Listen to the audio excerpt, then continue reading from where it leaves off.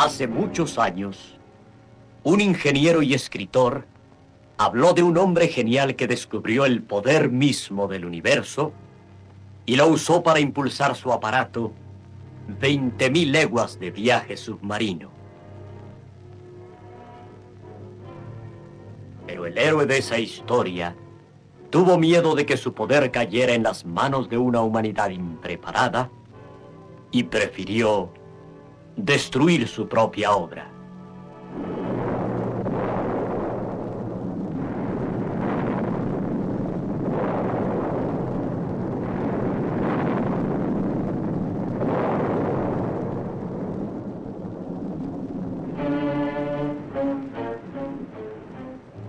Pero no todo se ha perdido, y a su debido tiempo, la fuerza misma del universo será puesta en las manos del hombre para darle una vida mejor y más completa.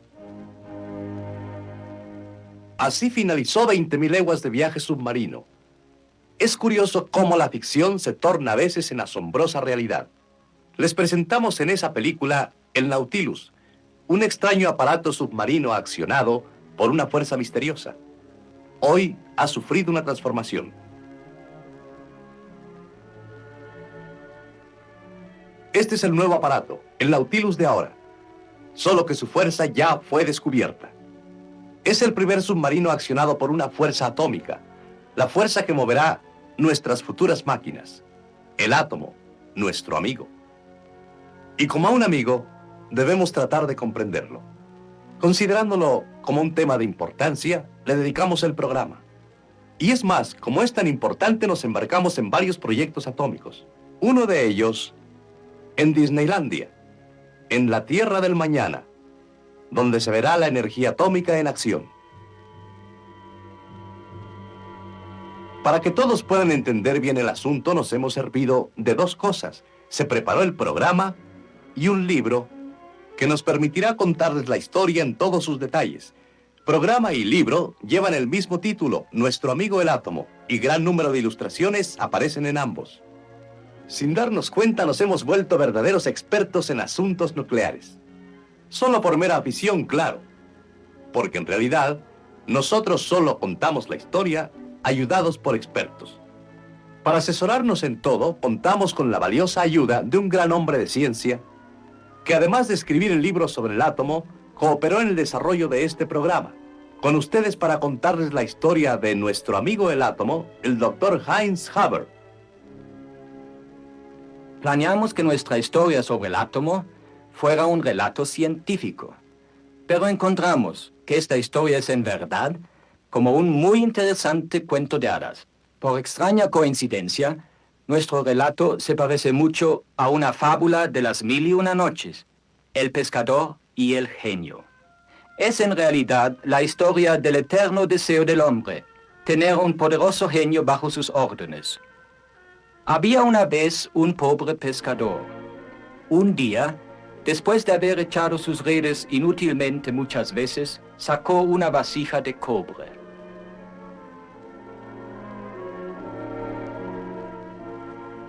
La vasija estaba tapada herméticamente. Maravillado ante su extraño hallazgo, exclamó: Yo creo que si esta vasija está tan bien cerrada, debe tener algo de mucho valor.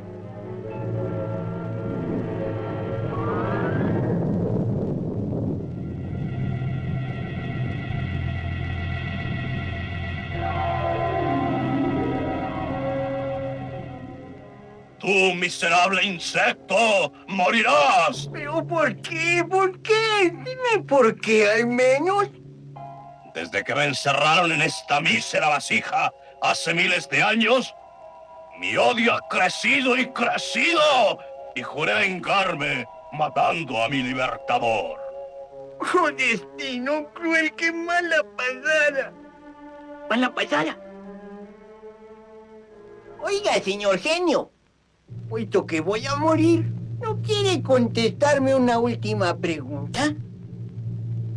Bien. ¿Cómo un ser tan inmenso y poderoso como usted puede caber en una vasija tan pequeña? ¿Qué oigo? ¿Dudas de mí, miserable? Sí, señor, mientras no lo vea, no lo creeré. Pues entonces, mira. Eso es, ahora regresarás al mar. Por favor, me arrepiento de lo que te dije. Si me dejas libre, te concederé 3 deseos.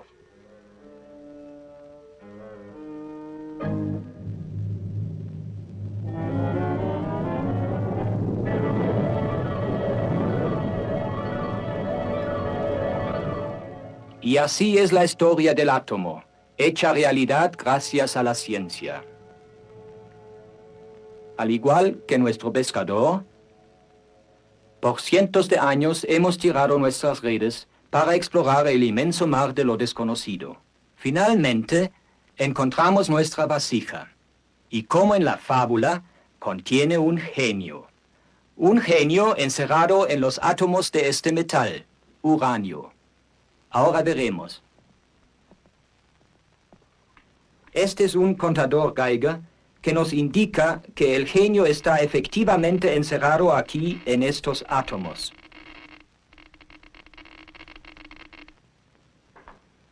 Y esta será nuestra historia. Cómo la vasija fue descubierta, cómo el genio fue liberado y cómo después de amenazarnos, lo hemos convertido en nuestro gran amigo. La historia empieza en Grecia, 400 años antes de la era cristiana. En un tiempo se creyó que todo lo que existía se componía de 4 elementos básicos: tierra, aire, agua y fuego. Pero Demócrito, un filósofo de esa era, pensó que estos elementos se podrían dividir en partículas más pequeñas, a las que dio el nombre de átomo, que quiere decir indivisible. Si desmenuzo este pedazo de tierra, y a su vez la tierra la convierto en polvo, y si pudiera desmenuzar este polvo aún más, llegaríamos a lo que yo llamo átomos. En la distancia esta playa parece sólida, pero si la vemos de cerca nos damos cuenta de que está hecha de millones de granos de arena. Si consideramos los granos de arena como átomos y los juntamos, podemos hacer que adopten cualquier forma. Es así como la naturaleza usa sus partículas, los átomos, para formar todas las cosas: la tierra, el agua, el aire y el fuego. Si el aire y el fuego estuvieran hechos de pequeñas partículas, no podrían elevarse. Caerían a tierra como una lluvia de guijarros. Y así Aristóteles, famoso filósofo griego que marcó la ruta del pensamiento humano en los siguientes 2000 años, echó abajo la teoría del átomo.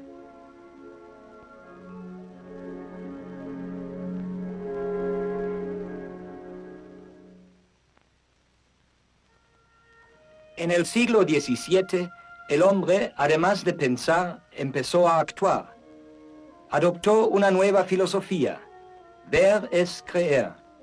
Entonces inventó el telescopio. Con él vio los cráteres de la luna.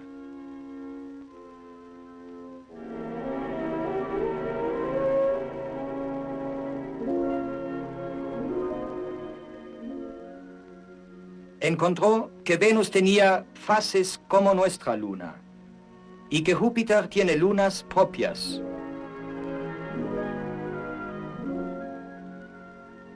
Pudo ver Marte y los bellísimos anillos de Saturno.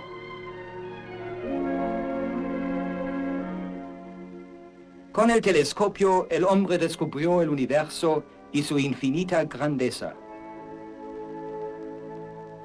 Casi al mismo tiempo, se inventó otro poderoso aparato, el microscopio, que descubrió otro universo, pero infinitamente pequeño. Era un maravilloso mundo lleno de formas extrañas y fascinantes, presentes en las cosas más comunes, tales como la madera, las plumas de las aves, los cuerpos de los insectos y las escamas de los peces. Había escondida una gran belleza en todo.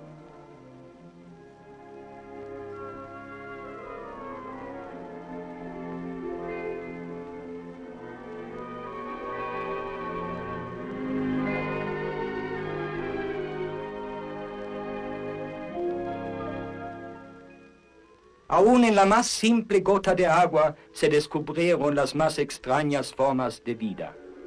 Fue la primera incursión del hombre a este maravilloso universo en miniatura.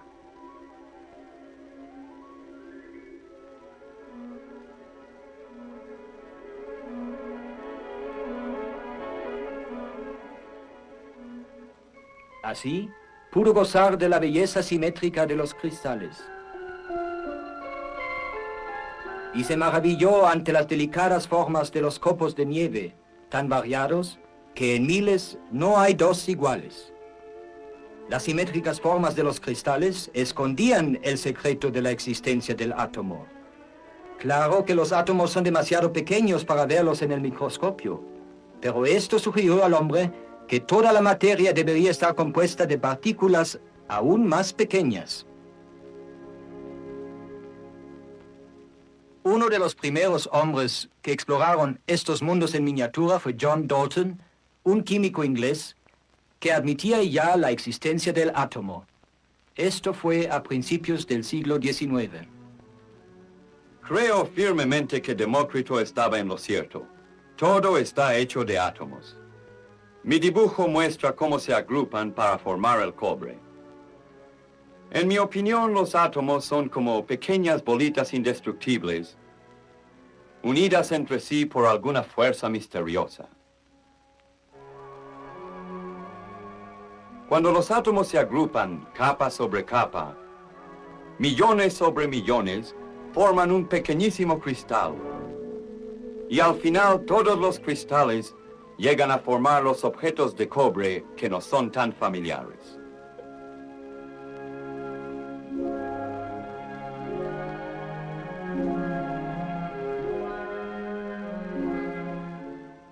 También hay átomos para la plata y para el oro. Hay átomos de todas clases, para el azufre en un fósforo, el carbón de la punta de este lápiz, átomos para el mercurio en un termómetro, diferentes átomos para cada elemento. Pero la mayoría de las sustancias de la naturaleza son mezclas. El vidrio es la mezcla de distintas clases de átomos. La madera también. Este libro está formado de una interminable serie de mezclas.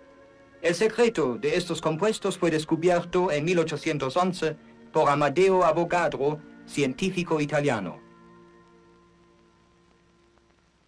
Cuando los átomos de distintos elementos se combinan, forman pequeñas masas compactas que yo llamo moléculas.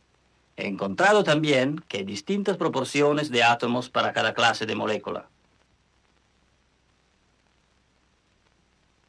Por ejemplo, si un átomo de oxígeno se combina con dos de hidrógeno, forma una de las moléculas más abundantes en la naturaleza, H2O, agua.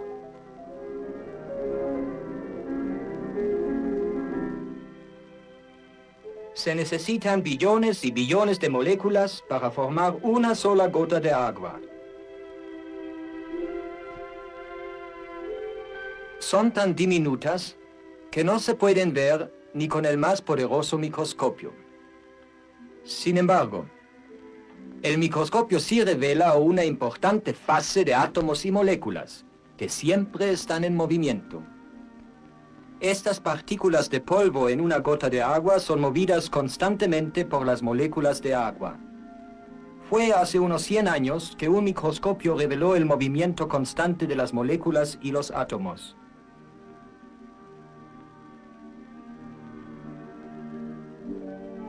En una llama, por ejemplo, es el movimiento violentísimo de sus átomos y moléculas lo que la hace caliente. Nuestra piel, mediante diminutos órganos, siente estos movimientos y le producen calor y aún dolor. En este vaso, las moléculas se mueven mucho más lentamente y su temperatura es normal. Aún en un trozo de hielo las moléculas se mueven, pero lo hacen muy lentamente. Es por eso que se siente frío al tocarlo. Los átomos de la flama no se queman, claro. Simplemente se distribuyen de otro modo, formando átomos de ceniza y hollín. Para que ustedes puedan ver lo que sucede, aumentaremos los átomos 1 billón de veces su tamaño. Las moléculas de la flama, moviéndose a tremendas velocidades, chocan contra las moléculas del vidrio y le comunican su movimiento haciendo lo mismo con las del hielo. Si se aumenta el calor, las moléculas del hielo se moverán más y más aprisa hasta liberarse unas de otras y el hielo se derretirá.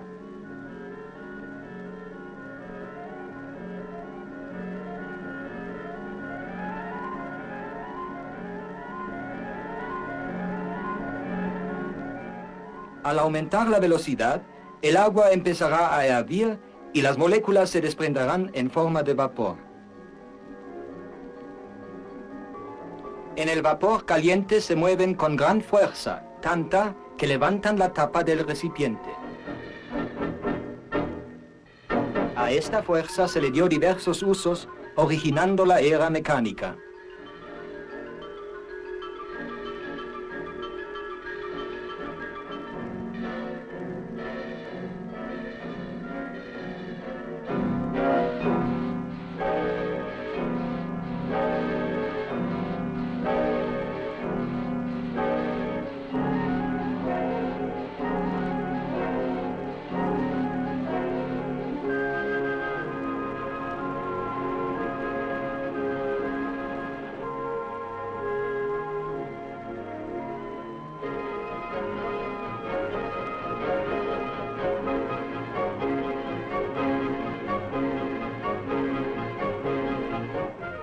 Fue también la fuerza del vapor la que movió los generadores para producir energía eléctrica, empezando así la era de la electricidad.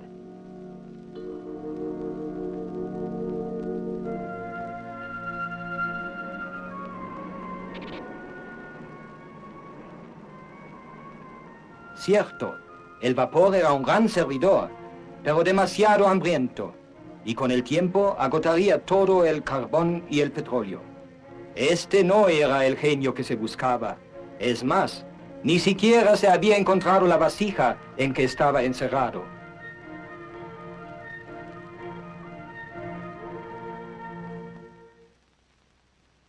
Regresemos ahora a nuestra historia.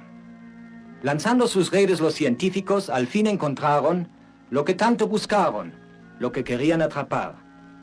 El genio de la fábula, que es nuestro genio de hoy. Henri Becquerel, científico francés, lo descubrió accidentalmente en 1896. Hoy descubrí algo muy extraño. Accidentalmente dejé un pedazo de uranio en un cajón cerrado sobre una placa fotográfica envuelta. Al revelar la placa, encontré que estaba velada. Aparentemente, el uranio la veló, a despecho de la oscuridad y de la envoltura. Este uranio parece poseer cierta misteriosa actividad que le hace emitir radiaciones desconocidas. C'est extraordinaire. Becquerel había descubierto la radioactividad. Pierre y Marie Curie, otros dos científicos franceses, se interesaron mucho por este fenómeno.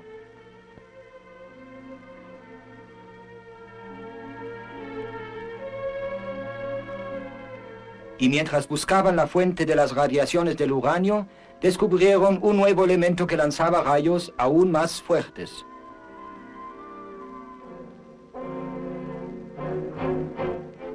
Mira, nuestro nuevo elemento. Emite tantas radiaciones que brilla en la oscuridad. Lo llamaremos radium. El radium resultó ser una misteriosa fuente de energía que no tenía trazas de agotarse. Esto era contra todas las reglas científicas de aquel tiempo.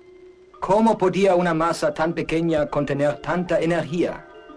Este misterio revolucionó los cimientos mismos de la ciencia.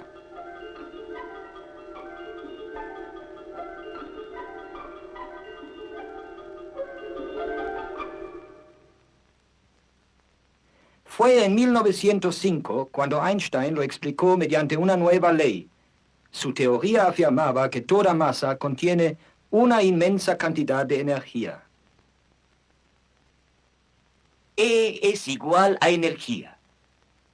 M es igual a masa. C al cuadrado es la velocidad de la luz multiplicada por sí misma. C al cuadrado es un número tan elevado que aún multiplicado por una cifra muy pequeña, nos dará por resultado una gran cantidad de energía. Esta es una explicación científica que entenderemos mejor a través de nuestra fábula. Einstein, como el pescador, encontró una poderosa fuerza dentro de una pequeña vasija. El radium libera una pequeña cantidad de energía por segundo en sus radiaciones y contiene tal cantidad de energía que estas radiaciones no se agotan en miles de años.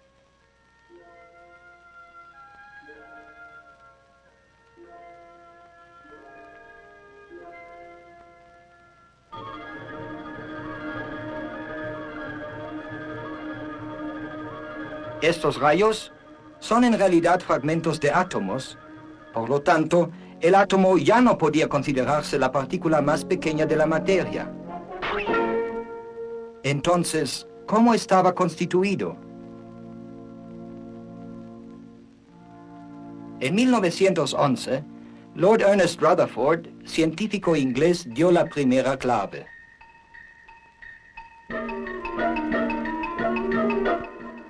Hoy, durante mis investigaciones sobre el átomo, coloqué una pequeña cantidad de radium dentro de un bloque de plomo. El plomo absorbía todos los rayos, excepto los que podían escapar a través de una pequeña abertura. Construí lo que podría llamarse un rifle atómico.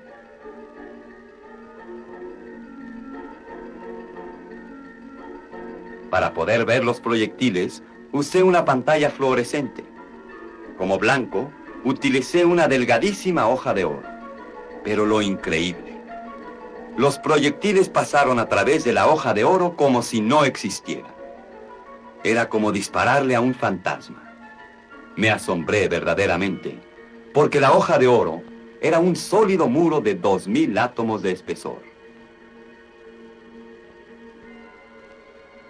Así que los átomos no son sólidos como pensábamos. De pronto, inesperadamente, uno de los miles de proyectiles rebotó. Había pegado contra algo sólido.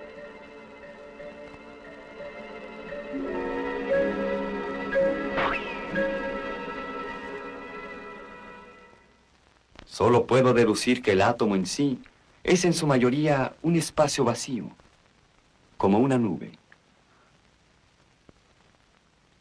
De vez en cuando logré pegarle a algo sólido. Debe ser pequeñísimo, una diminuta partícula en el centro. Le llamaré el núcleo del átomo. Con el descubrimiento del núcleo, se empezó a entender cómo estaba constituido el átomo. La cubierta de un átomo parece sólida, pero es en realidad un enjambre de partículas eléctricas llamadas electrones que giran alrededor del núcleo como los planetas alrededor del Sol. Así que el átomo es un pequeño sistema solar.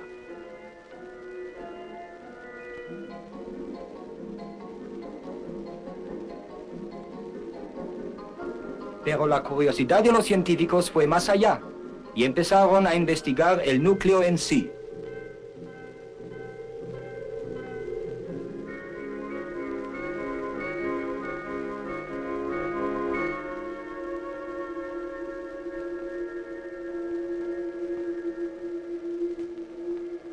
Encontraron que está formado de pequeñas partículas eléctricas que llamaron protones, que quiere decir partículas primitivas. Después se descubrieron aún otras partículas en el núcleo. Estas no tenían electricidad, son neutrales, por lo que se les llamó neutrones.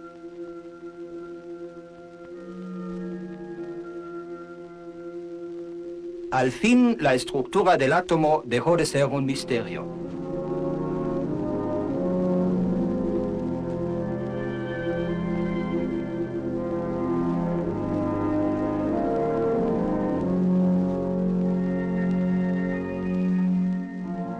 qué asombrosa es la naturaleza. Hay incontables sistemas solares en todo.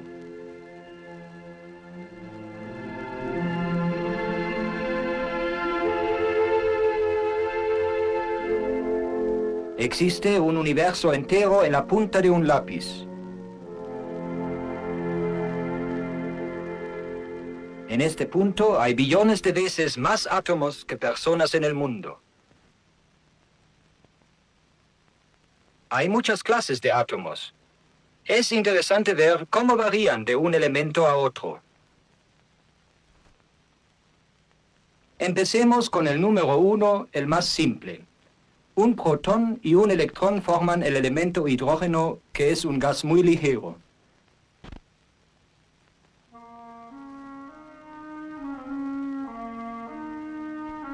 Para mantener un perfecto equilibrio eléctrico, la naturaleza planeó que si el núcleo tiene 2 protones, haya 2 electrones girando a su alrededor, como en el gas helio, cuyo núcleo también contiene neutrones.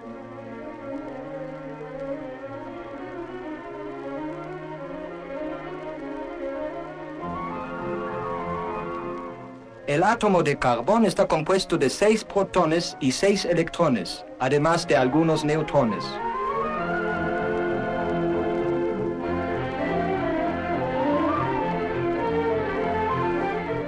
...16 y 16 el de azufre. 26 fierro.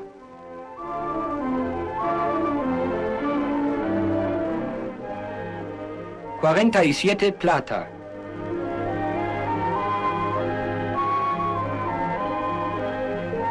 79 oro.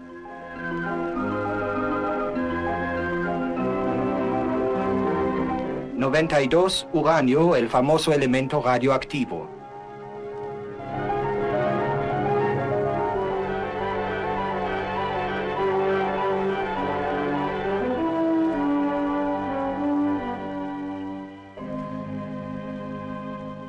Cuando un núcleo contiene demasiados protones y neutrones, se vuelve inestable y libera pequeños fragmentos. Esto constituye las radiaciones. Los rayos no pueden ser oídos, vistos ni sentidos. Se usa el contador Geiger para denunciar su presencia por medio de leves sonidos.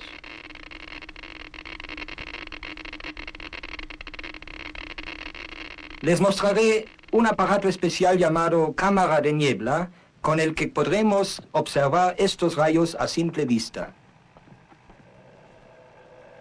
Contiene una pequeña porción de radium que libera gran cantidad de fragmentos atómicos. Claro que los fragmentos no se ven, pero observaremos su trayectoria en cada columnita de vapor. De cada átomo se puede desprender solamente un fragmento.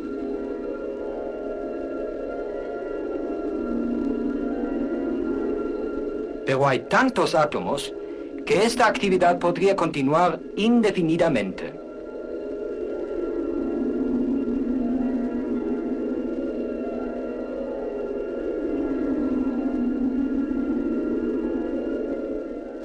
Podríamos comparar un átomo radioactivo con una pequeña ratonera. Ambos contienen energía. Las ratoneras en esa mesa representan los átomos en un fragmento de radium. A cada momento, una de ellas se descarga, liberando una pequeña cantidad de energía.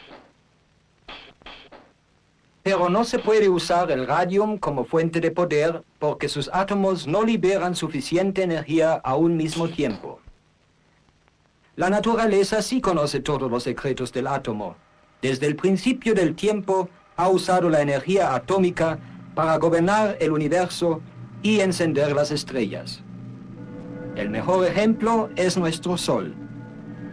Estas enormes llamaradas provienen de grandes fuegos atómicos que arden en su interior.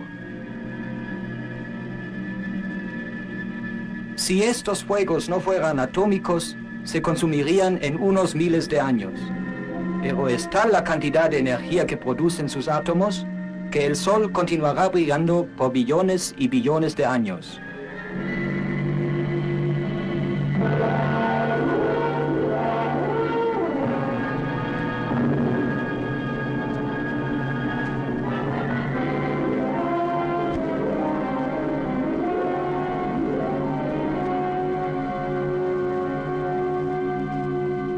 Durante mucho tiempo, solo la naturaleza supo cómo abrir la vasija que contenía la poderosa fuerza.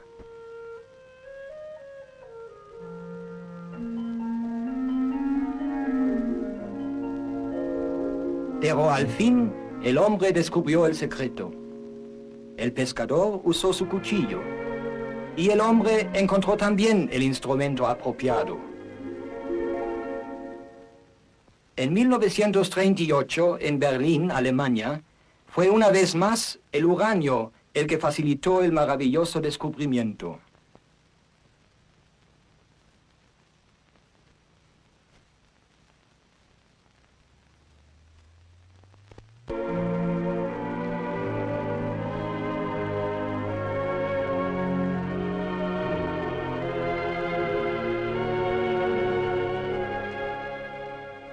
Otto Hahn y Fritz Strassmann bombardeaban los átomos del uranio usando neutrones como proyectiles.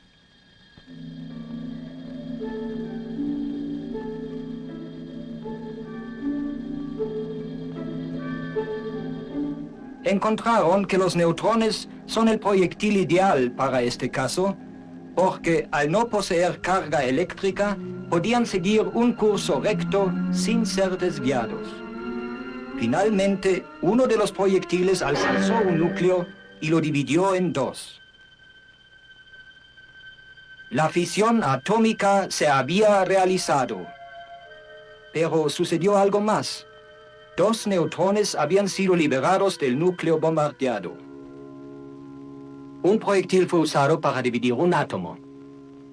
Y dos nuevos se crearon en el proceso. Ahora tenemos dos neutrones que dividirán dos átomos. Este es el más asombroso experimento, la reacción en cadena del uranio. Ahora veámoslo con las trampas que representarán a los átomos. Haremos una reacción en cadena usando estas dos pelotas de ping-pong como neutrones. Estos neutrones serán liberados cuando se divida el átomo. Cada una de las trampas será un átomo. Están ya cargadas y listas. Para empezar la reacción en cadena, necesitamos un solo neutrón que haga saltar una sola trampa. Las pelotas que salten harán saltar cada una a otras dos, que a su vez harán lo mismo. Ustedes ya se imaginan lo que pasará. Vean.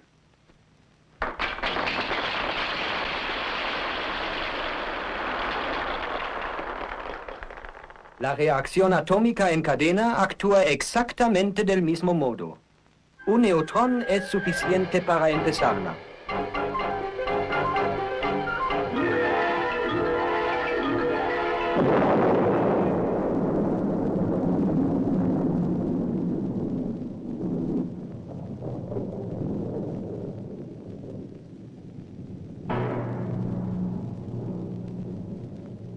El genio atómico había sido libertado y su fuerza devastadora era una grave amenaza.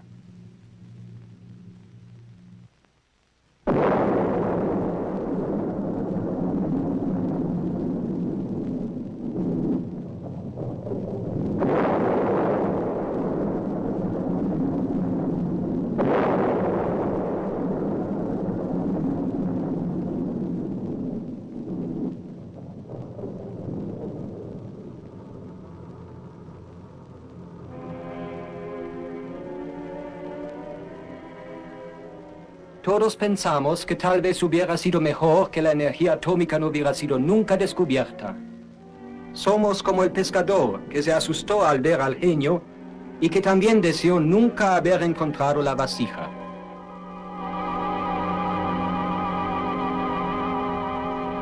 ¡Tú, miserable insecto! ¡Morirás! ¿Pero por qué? ¿Por qué? pero nuestra fábula tuvo un final feliz.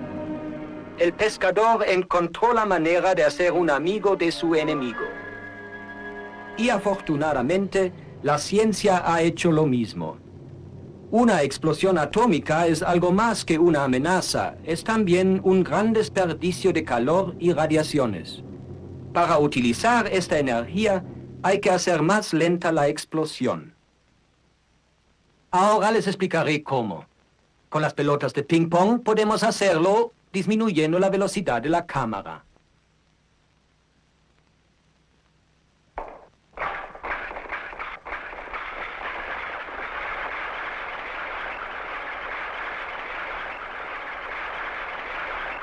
Como ustedes pueden ver, la reacción en cadena se verifica en un mayor lapso de tiempo.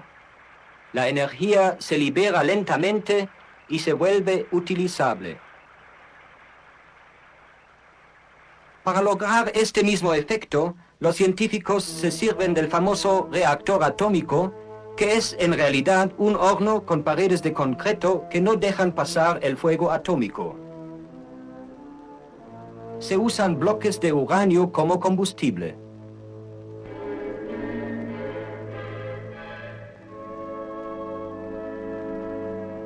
Para hacer más lenta la reacción, se insertan varillas que absorben neutrones. Estas varillas, actuando como amortiguadores, ponen fuera de acción determinada cantidad de neutrones, lo que disminuye el número de átomos divididos y permite al reactor funcionar por largo tiempo y a una temperatura uniforme. Con la reacción en cadena, bajo control, podemos utilizar el inmenso poder del átomo. El calor se transmite a un líquido contenido en la cañería que pasa a través del reactor. Este líquido se convierte en una corriente de vapor casi interminable. Vapor que significa poder. Pero esto no es todo. El reactor atómico tiene el mágico poder de volver radioactivos a muchos metales. Por ejemplo, un pedazo de hierro expuesto a la lluvia de neutrones dentro de un reactor se vuelve radioactivo. Así, se pueden crear elementos artificialmente radioactivos, muy útiles para la ciencia y la medicina.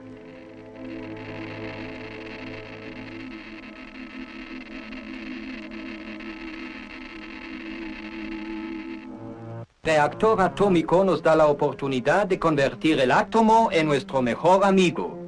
El genio atómico atenderá nuestras súplicas y, como en la fábula, nos concederá 3 deseos. A nosotros nos toca decidir. ¿Qué pediremos? ¿Qué es lo que más necesitamos? En la actualidad, el petróleo y el carbón son nuestros combustibles principales. Sin embargo, de seguro que llegará un día en que se agotarán. Así que lo primero será pedir fuerza. Aquí, con esta mano, les daré la fuerza del fuego mágico del átomo. El fuego atómico es una fuente casi inagotable de calor que nos producirá electricidad. Fuerza eléctrica para nuestra moderna civilización.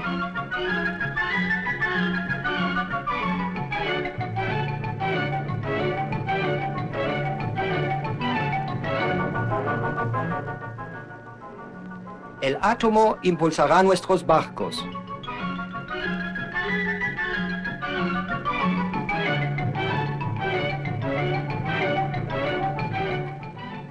Y el submarino atómico ya en uso.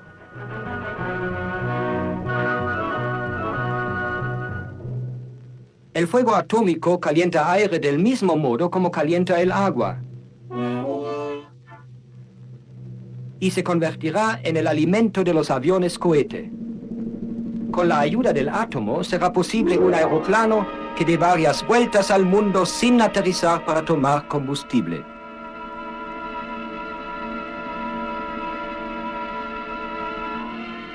Con el tiempo será la fuerza atómica la que impulsará las naves del espacio.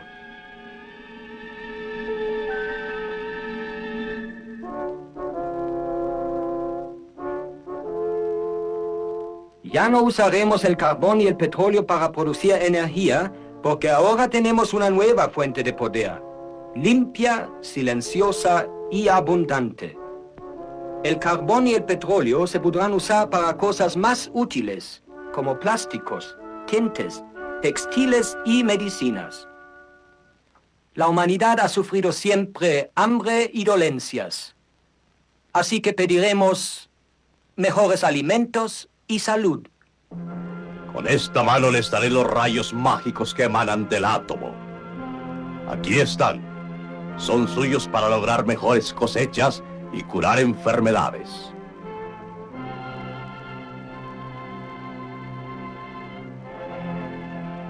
Son rayos mágicos en verdad, porque, por ejemplo, una aguja artificialmente radioactiva se puede encontrar fácilmente en un pajar.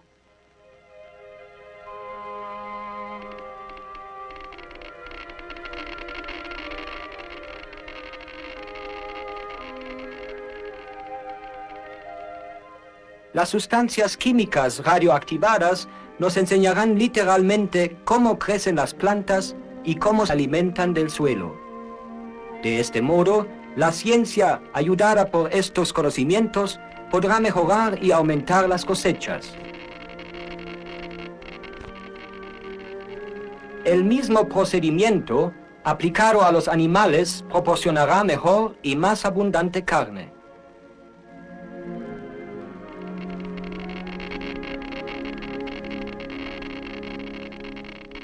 Y así el átomo creará más y mejores alimentos para la creciente población mundial. Estos mismos rayos son los instrumentos de la medicina atómica.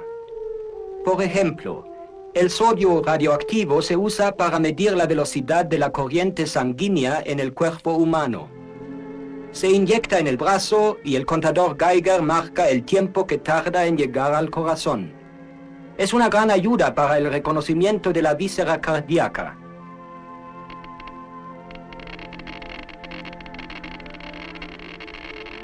En las enfermedades de la glándula tiroides, el yodo radioactivo, al ser ingerido en una porción atómica, es atraído por esta glándula y se concentra en ella.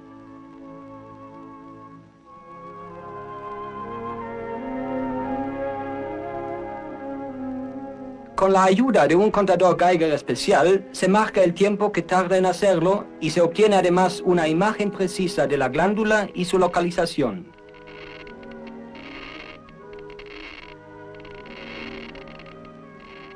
Los elementos radioactivados pueden curar también. Por ejemplo, el fósforo alojado en los huesos puede curar ciertas enfermedades de la sangre. El enfermo lleva consigo su tratamiento aún mientras trabaja o duerme. Y tenemos también el cobalto radioactivo de la famosa bomba de cobalto. Pero esta es una bomba amiga que se usa para combatir una terrible enfermedad, el cáncer. Ahora nos resta pedir lo que es y será para todos, quizá lo más necesario. Muchas leyendas cuentan cómo la tercera petición llegó a nulificar y destruir los beneficios de las otras dos. El grandioso poder del átomo nos ha dado la fuerza para mejorar o destruir nuestro mundo. Entonces, el último deseo será simplemente que el átomo sea siempre nuestro amigo.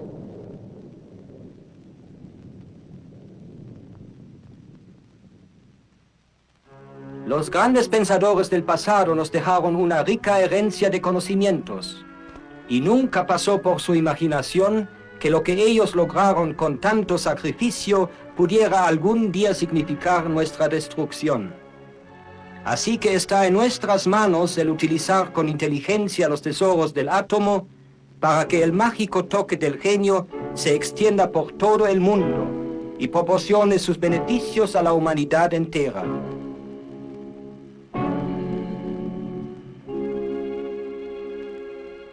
Los grandes científicos creyeron beneficiarnos con el descubrimiento de la energía atómica.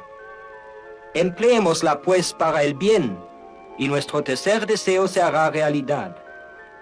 Entonces sí podremos llamarle nuestro amigo el átomo.